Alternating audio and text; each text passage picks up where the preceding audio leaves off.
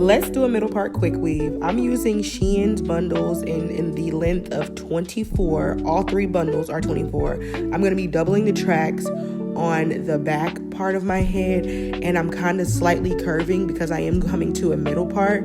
I'm measuring out where I want my tracks to lay, and then I'm putting the glue on like in front of me. So right now you see me kind of like just showing where I want to put the tracks, and I kind of showed you the placement in the back. And then I cut them together so they can both be the same length, and I use some quick dry hair glue, and I place it how I want it to lay. Notice how I keep making them attached. You don't want that to happen. You want to kind of put one track above and then the other track below, and then you place it. You'll place it in the same place that you already were going to place it from the beginning. I didn't show this before, but I use Morning Glory on the cap. I also like using like wrapping strips. If you don't know what it is, I'll link those products down below in the description, so make sure you check that out. But as you can see, I'm like measuring where I want to place the tracks before I put the glue on. That's important. You need to know where you're going to be placing it and then gluing it down.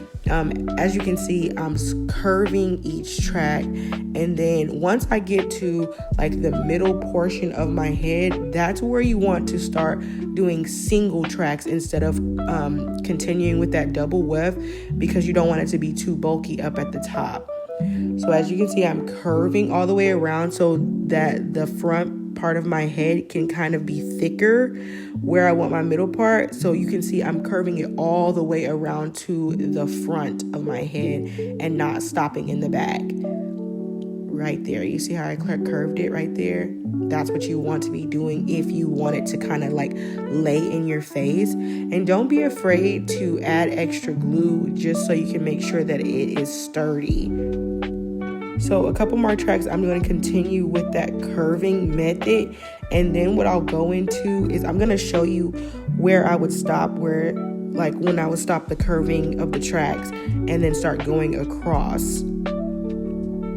It's important to make sure that you keep curving so that the front of your hair can be thick. And then this is what I mean. Like right here at this point, it's kind of a good stopping point to where you would stop curving the tracks and you want to start going across. And that's what I'm showing you right here, as I'm going to be going across and then filling in that gap. And then now I'm here on the straightening part. You're going to need to use a hot comb and a mini flat iron if you want your hair to be straight, especially if you have 4C hair. Girl, you cannot be afraid of no heat. Just make sure that you're using heat protectant. I also like BioSilk and a good heat protectant like the Fantasia one. And you're making sure that you part your Leaveout into small sections, because if you don't do small sections, you're not going to be able to hit the roots of your hair. So I use a rat tail comb to make sure I part out each small section. And as you can see, I'm using a wax stick. You can also use Murray's hair grease, I think it's called, or hair wax. And make sure that you're putting that wax stick on the roots of your hair and not all the way to the ends, because if you do, it's going to be greasy. Make sure you're hitting the barrel of the hot comb on your hair. You see how I kind of flip the comb to hit the barrel part? Because the teeth are not what's going to straighten. The barrel is what's straightening. So you need to make sure that your roots are being tapped by the barrel.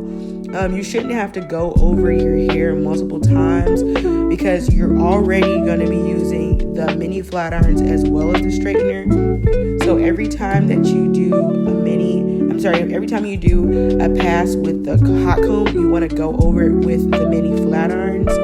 And you're going to keep doing that with each section.